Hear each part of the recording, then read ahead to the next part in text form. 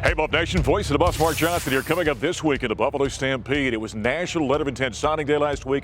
We're going to hear from Karl Dorrell and meet his third recruiting class. Also, a great piece about going back home from Buffs great Darian Haggett. Plus, a bigger-than-basketball event. We're going to meet a very special person involved in that. And women's basketball continues to roll. That's all this week on the Buffalo Stampede. Dimitri Stanley is going to take it to the house. Place there is why he's one of the best linebackers in America. And there he goes! Touchdown! Right between the eyes from downtown. Attaboy Lolo. It's a winner for the Buffs.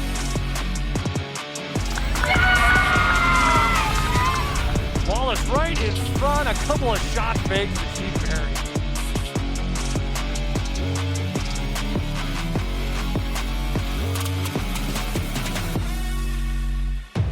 Hey, what's up, Buff Nation? This is Josh McCowan, and I'm sitting here in my office, and we have a lot of jerseys on the wall here, but we're adding a special one today when my son Owen signs with the Colorado Buffaloes.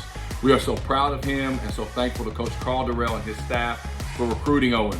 This Strictly Business 2022 class is going to be special and a huge piece in what Coach Karl Dorrell is building there in Boulder.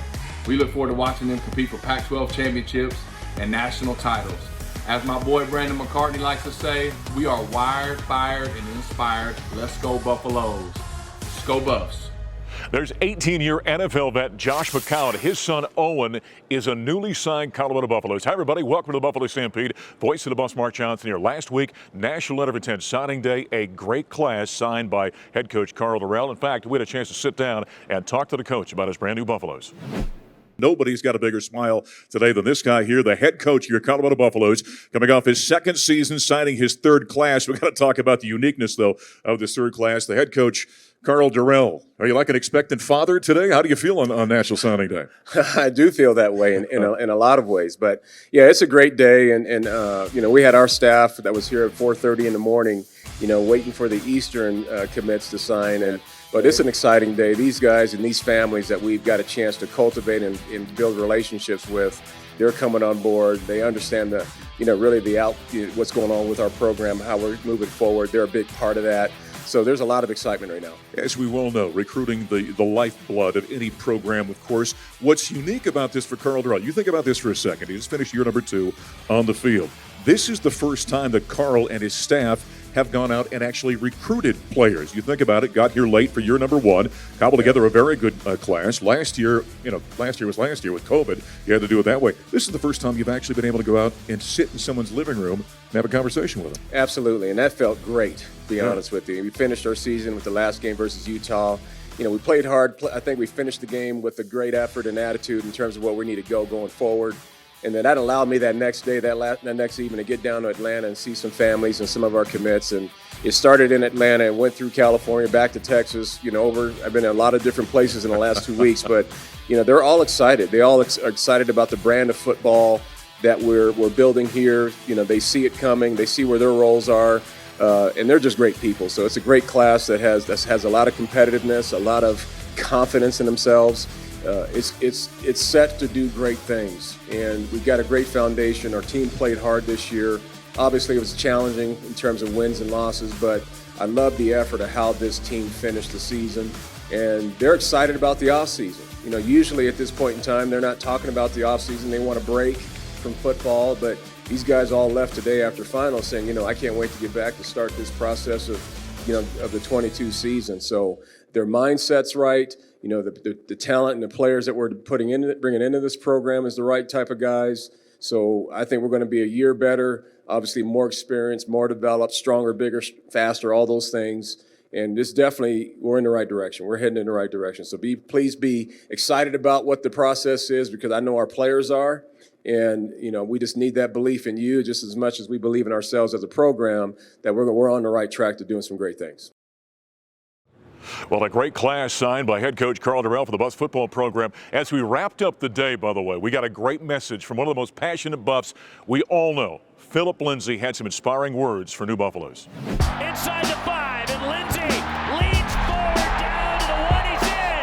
Touchdown, Colorado. And they'll give it to Lindsay. He cruises in for a touchdown. So I grew up in Denver, Colorado, born and raised. I ended up playing ball at Denver South. I actually got offered by University of Colorado. Coach Bienemy, who coaches for the Chiefs, he's the one that kind of got me excited to go to the University of Colorado. You know, it was in my own backyard.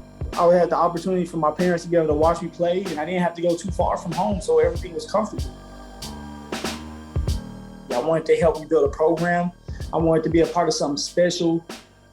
When the papers came in, the fax machine for me to sign my letter of intent, it was very emotional, very exciting that I got to play college ball in my home state. You know, I know for a fact that that was the right move. Looking at me now and how it's taught me about life and becoming a young man. Lindsey breaks a tackle. Philip Lindsey.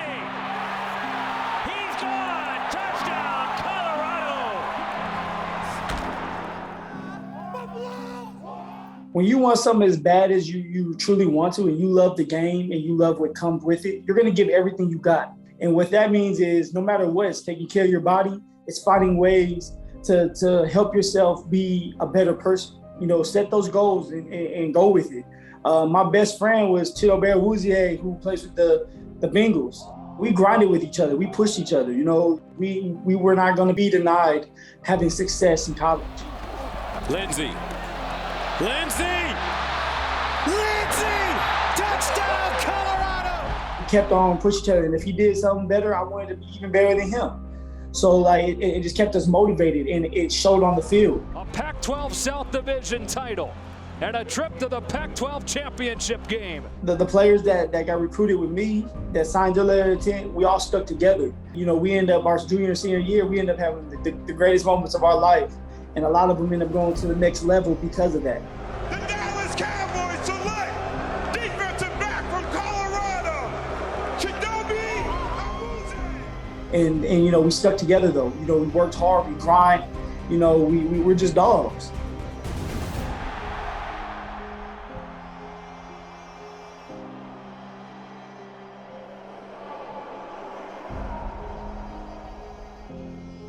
The opportunity that you young men are going to have starting when you sign that letter of intent is going to be magical. If you guys stick together, you guys are going to do some pretty amazing things. You guys may have some ups and downs, and that's life, and that's what's going to build character with you. But I'm telling you, if you guys stick together, you guys enjoy each other, enjoy being in this atmosphere, this college situation, you guys are going to have the greatest moments of your life, man. Spins into the clear, inside the 20. Rice has it. Touchdown, Colorado. Oh, and Wells is going to have a pick six. Make no mistake, man. If you're ready to play some football and win and try to go for a national championship, the University of Colorado is where it's at. Go out there, be dedicated, blood, sweat, and tears, fight for your brother next to you, and everything will go your way. Go Buffs. There is power in that message, the fact that you can walk into a home where a young man maybe reminds you of you when you were there, coming from a similar environment. And there's great power in that message for you, isn't it? Absolutely. It means a lot to me. Yeah. You know, to give a kid a break, give a kid an opportunity, it's special. What did Mac do that got you to come here? Well, if I would have went to Nebraska, you know, I would have been wearing red. Yeah. And in my neighborhood, red was a no-no. Right. So I knew if I chose to go to Nebraska, I would probably get chased every time I came home. I couldn't wear the red. So when I came on my visit to Colorado and find out they were black and gold, you know, I decided to come here because black and gold is a neutral color. Sure. Yeah. Always a great conversation with Buffs great Darian Haggett. By the way, we had a chance to follow him on a recruiting trip as he went back to South Central Los Angeles and not only recruited, but also went down memory lane. Trying to find players, huh?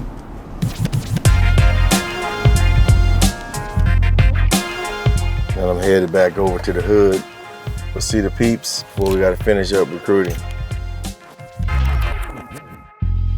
Headed to South Central LA, and when I come out here, I like to do a little sightseeing. I drive by the high school and I see things, and it looks different. Drive around the neighborhood. So right on my left, this is Gompers Junior High School. That was the auditorium right there. This is the main offices right here. Okay, Samuel Gompers Junior High School, home of the Bulldogs. Back then, growing up, being a 7th, 8th, 9th grader, you thought it was big because you wasn't as tall as big. I've gotten to be 6 foot now. I wish I was 6 foot. And this is Locke High School, home of the Mighty Saints.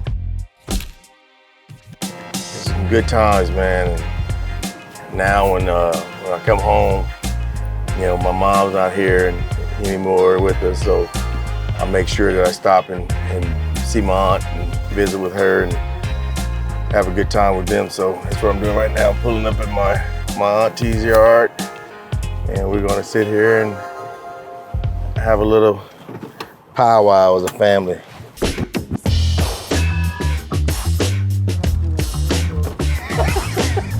What's going on, boy? How you doing? I'm good. Yeah. What's up, homeboy? You doing good? No. How you doing? All right. How you doing? Good. Good. Can't complain. We're in Los Angeles, California, South Central. I've been here about 54, 55 years, and I've never had a problem. Wherever I go, I'm mama.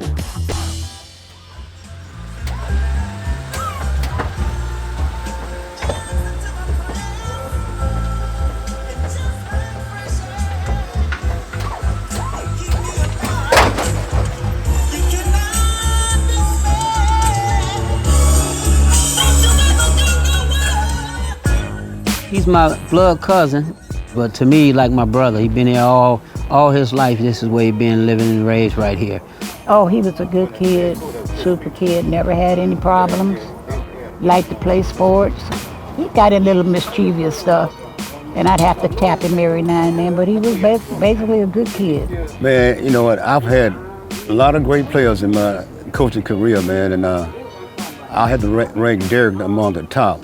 Matter of fact, he started playing football a year earlier than he should have. We told a story about his age, but he was so good, so strong and bad that we went on and put him up in there, and he's been excelling ever since then. He could do it all.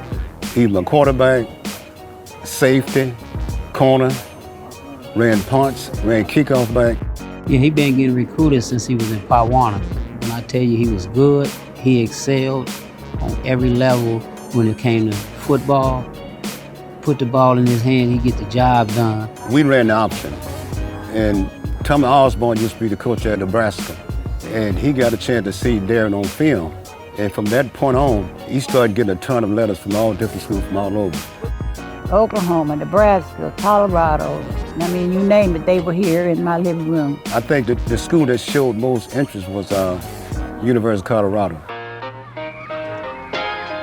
I heard about Darian. He was a really highly recruited young man. I of course, evaluated him very high. I didn't know that we would have any kind of a chance to get him. When I was getting recruited by Colorado, back then it wasn't any cell phones. So when schools had to come by the house, they would always stop right here. And there was an outside payphone, so I went to call Darian. And I'm on the phone with him, dialing his number, trying to get hold of him, and a car drives by and fires 3 shots over my head. Coach Barnett is on the phone, and I guess he gets on a knee and he falls down to the ground, and Coach McCartney yells at him, "Come on, Barney, get up, we gotta go." So me and my uncle, we drove down the street and we came and escorted him back into my neighborhood, and the rest is history, But it started right here with the phone call from them, a drive-by shooting. I can't remember now what Coach McCarthy told him, but something about wearing the red and coming back to the neighborhood. That did it. So God knows best, and he ended up where it was the best thing that could have ever happened. I knew if he got a shot, he was gonna do well. There he is, Darian Haggett. The first game I watched him play, I was kind of skeptical because they were so small. But man, could he run that option? In my opinion, Darian Haggett made Colorado what it is today. He was maybe the single biggest, most important person other than Bill McCartney. I had the opportunity to coach him from the time he walked in until the time he left. I had him all those years. And when I came back as the head coach, I could not think of anybody that I would want more than Darian Haggett being around my players and being around young players coming in.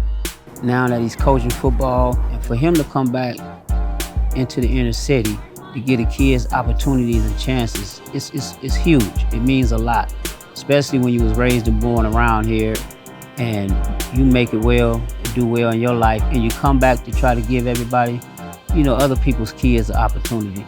We have a lot of gang violence in this community. And believe it or not, a lot of kids doesn't get out. They don't make it out. And at the time, sports was the only way a lot of kids could see that they could get out of the community. And once Darian got latched on to football at Locke High School, he just took off. He came to Colorado, fell in love with it, and here he is, still today, coaching. In order to get the things you want, you got to work hard for it. In order to get the things you want, you got to make, good decisions and do really good things and have the people in the community proud. So it wasn't just about Darian Haggett and his family. It was about my community, my friends, and everything about South Central LA. It wasn't just about me. It was an avenue to put South Central in a positive light, and to this day, I don't take that lightly. Colorado trying to move the ball. Clifford, a three. Clifford taking Walker's spot in the lineup. Batty, there it is. Evan Batty switched early in the first half. I was going to say, he went to jam it in the first half, couldn't get it to go, and Bartholomew gets it to go from down for Colorado. Got hit in the head inadvertently. Parquet! Alley-oop, nice finish. There's some images from the Buffs basketball game against CSU Bakersfield over the weekend here at the CU Event Center. Voice of the Buffs, Mark Johnson, back in the Buffalo Stampede. Kind of a special game, and I think the title of this program really says it all. Bigger than basketball. That was the theme of the game, and a lot going on around that here. By the way, presented by UC Health. One of the folks in the middle of this is Bethany Buchanan. She joins us here for a couple of minutes. She's a Buff, by the way, so she's a Buff alum.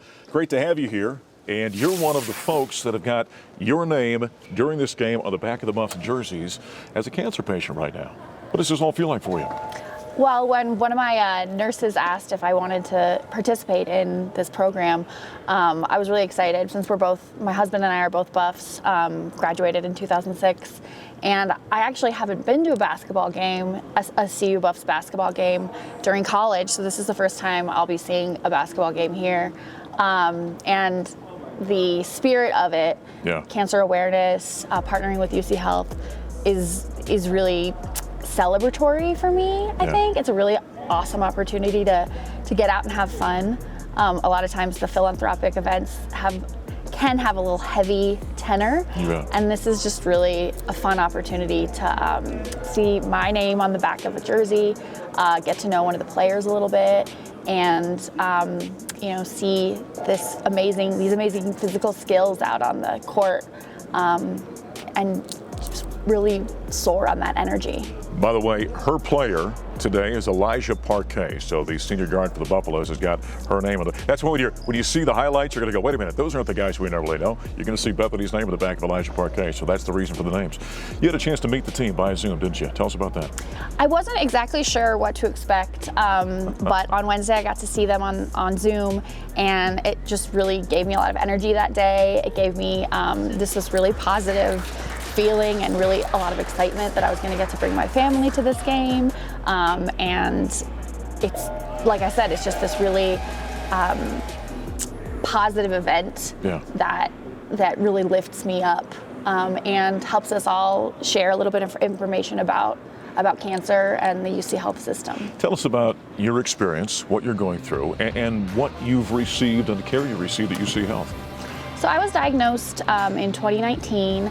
I was 34 and my daughter was 6 months old.